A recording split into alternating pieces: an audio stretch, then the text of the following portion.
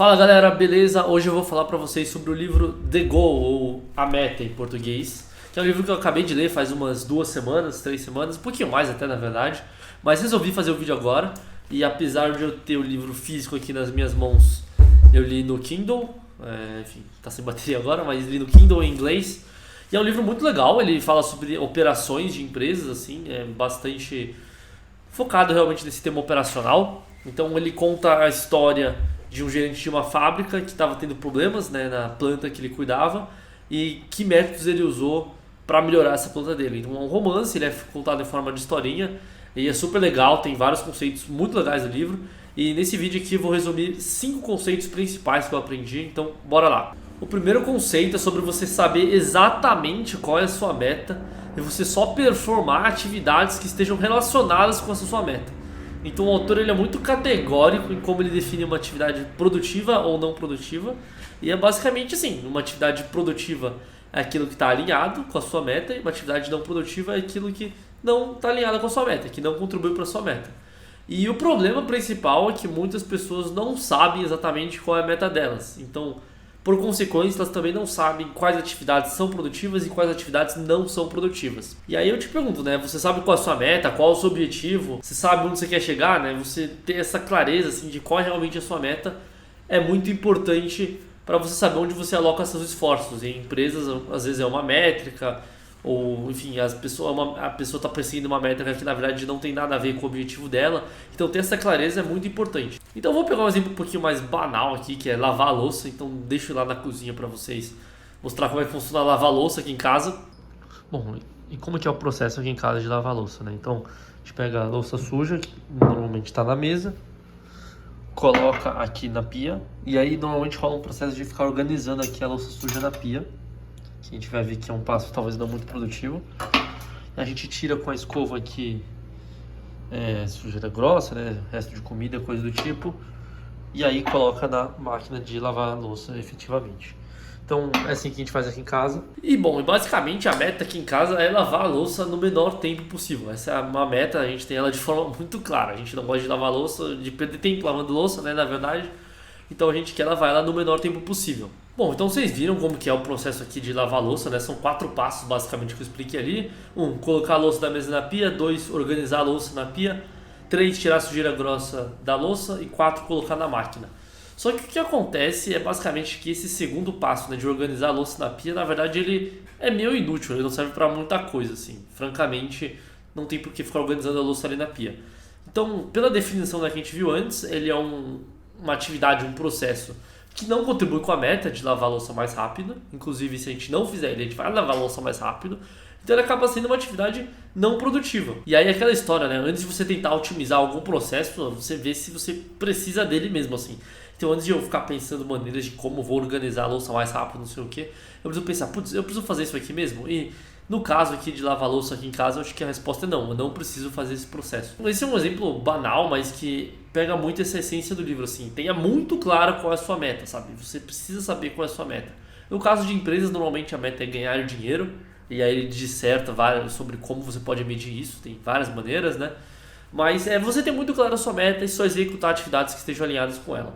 O segundo conceito do livro é que em um sistema com processos dependentes, a capacidade máxima do sistema é a capacidade máxima do processo mais lento. Por isso você tem que fazer com que ele só trabalhe em atividades produtivas. E aí esse é um conceito que muitos de nós a gente já sabe intuitivamente, mas que o livro explora bem a fundo. E aí eu vou pegar o exemplo da louça novamente, mas eu vou colocar uns tempos e capacidades no processo. Então vamos colocar aqui para o primeiro processo ali, tem uma capacidade de 10 prazos por minuto, para o segundo 10 também, para o terceiro de tirar a sujeira da louça tem 2 minutos e de colocar a louça na máquina tem 10 minutos. Então primeiro a gente tem que considerar que esses processos são dependentes, então você só consegue realizar um quando o anterior foi completado. Então você só consegue organizar a louça na pia quando você colocou a louça da mesa na pia. Você só consegue tirar a sujeira grossa da louça quando você já organizou a louça na pia. Então, para o processo C funcionar, você tem que ter terminado B, para o B você tem que ter terminado A, enfim, assim por diante. Eles são dependentes. E você vê que apesar do primeiro, do segundo e do quarto processo terem capacidade de 10 pratos por minuto, o terceiro processo tem capacidade só de 2 pratos por minuto. E ele acaba por ditar o sistema inteiro. Então não adianta você colocar a louça na mesa da pia numa velocidade de 10 ali, fazer o primeiro processo na velocidade de 10, se o terceiro você só consegue fazer numa velocidade de 2. Mesmo que você coloque 10 pratos por minuto ali da mesa na pia, você só consegue tirar a sujeira grossa da louça ali numa velocidade de 2 pratos por minuto.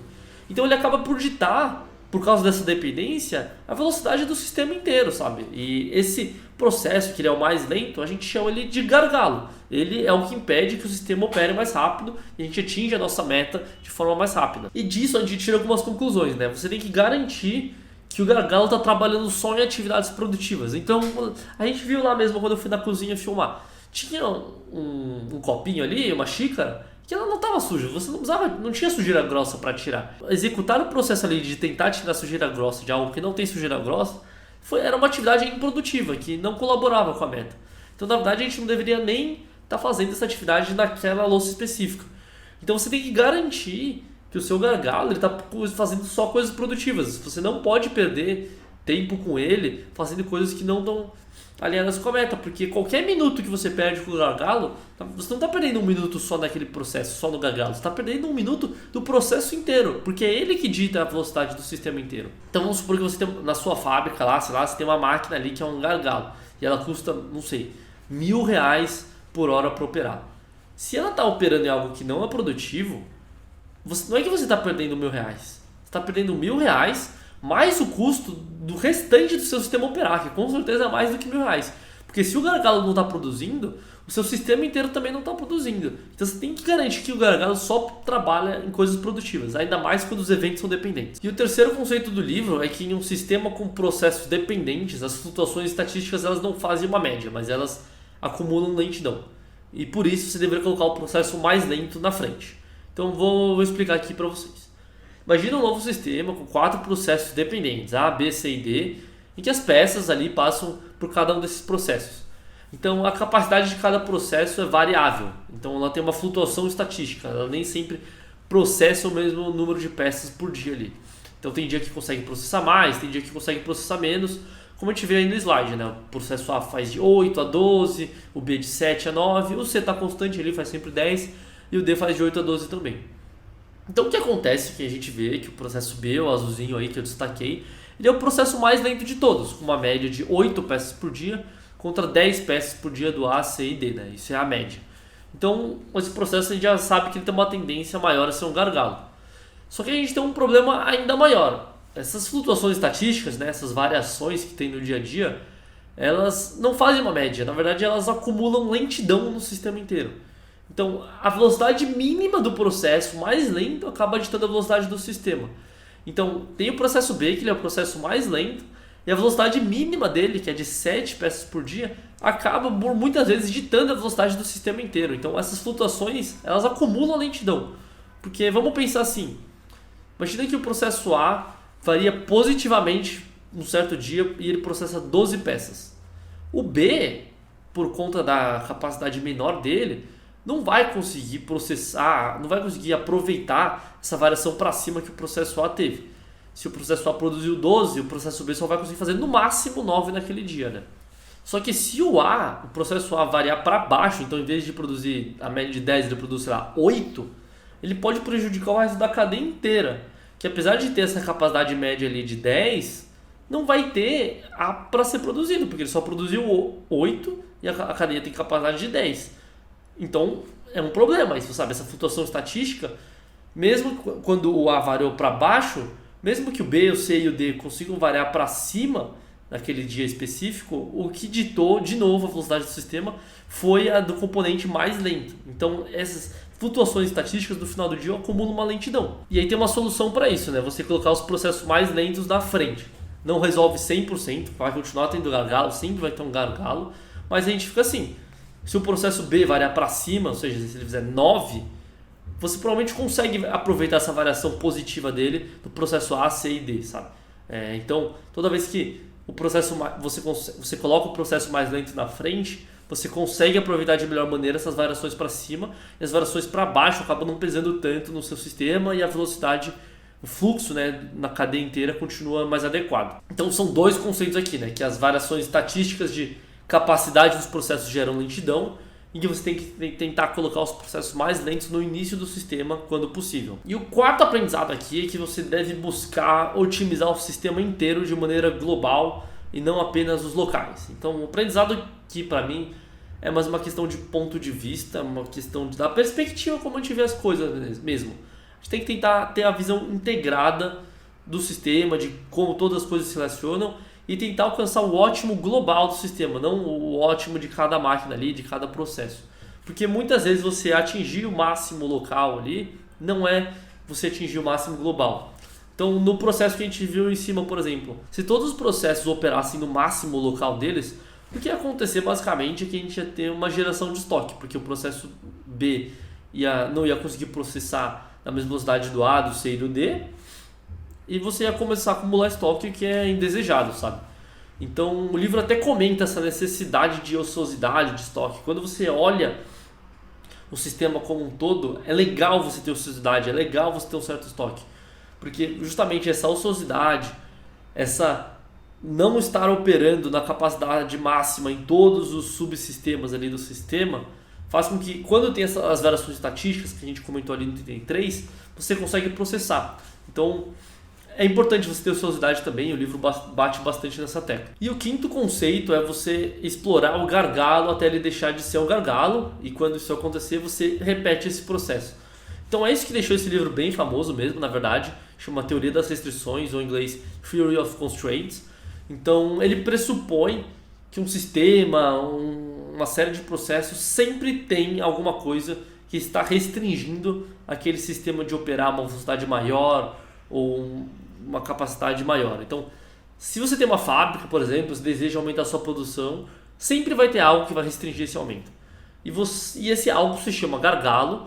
E se você quer aumentar a sua produção, você tem que trabalhar o gargalo para conseguir atingir sua meta.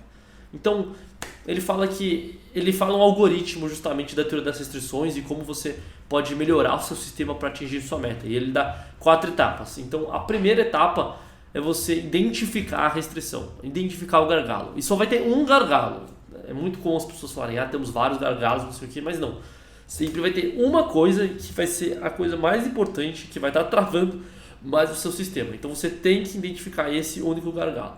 E aí você vai, como segundo passo, explorar o gargalo. Fazer de tudo para melhorar a capacidade desse gargalo.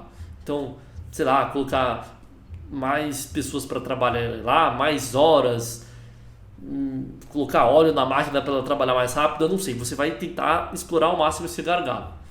E o terceiro passo é subordinar todas as atividades de decisão acima. Então, rever a ordem das atividades, rever todos os processos para otimizar justamente esse gargalo. É o que a gente viu, por exemplo, no item anterior. Você tem que colocar o gargalo, por exemplo, no começo da cadeia. Você está subordinando toda a cadeia a ele. Você está realmente buscando a otimização dele. E o que vai acontecer uma hora, de tanto você otimizar esse gargalo, é que ele vai deixar de ser um gargalo. Porque você otimizou tanto ele que o que vai impedir você de aumentar a sua produção não vai ser mais o gargalo, vai ser uma outra coisa que é um novo gargalo, na verdade. Então você sempre vai ter um gargalo na sua produção, e gargalo muitas vezes é visto com uma conotação negativa, mas não necessariamente, é só a coisa que está restringindo a sua produção de crescer. Você sempre vai ter um gargalo, e quando você resolver ele, vai surgir outro, o gargalo só vai se mexer na sua cadeia, tá? Então, muito interessante esse conceito aí também. Então esses foram os meus principais aprendizados dentro do livro do The Goal aqui. Se você tem interesse em comprar, vou deixar o link na Amazon. É um link de afiliado, então se você comprar você me ajuda aqui, eu ganho um dinheirinho. Enfim, é um livro bem legal, recomendo bastante a leitura. Que nem eu disse antes, eu li em inglês, eu baixei o PDF na internet e li. É muito, muito legal mesmo. E recomendo a todos. Se ficou alguma dúvida, algum comentário, deixa aí que a gente conversa. Não sei se eu fui o mais claro possível, mas estamos trabalhando para isso aí. Valeu!